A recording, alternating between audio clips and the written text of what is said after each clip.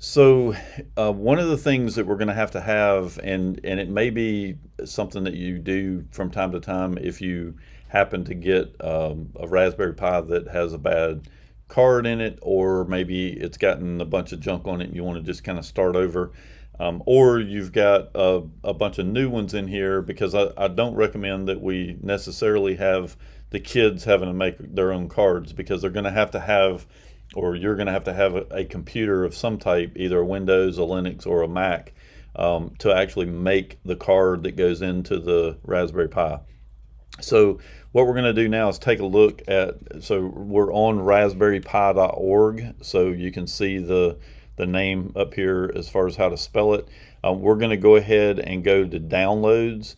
And when you get to the downloads page, the easiest way to do this is to take one of these cards. And so what I have here is I have a piece that'll go into a regular USB. Your computer may actually have a slot to put one of these little cards, but if not, you can get, and usually when you get the card, it comes with an adapter that you can slide in to plug into something.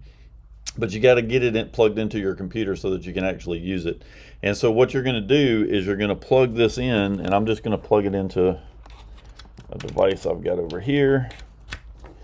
And so you're going to download the whichever imager it is that you're going to need for your operating system. Now I'm on a Mac right now, so I'm going to download the Mac version.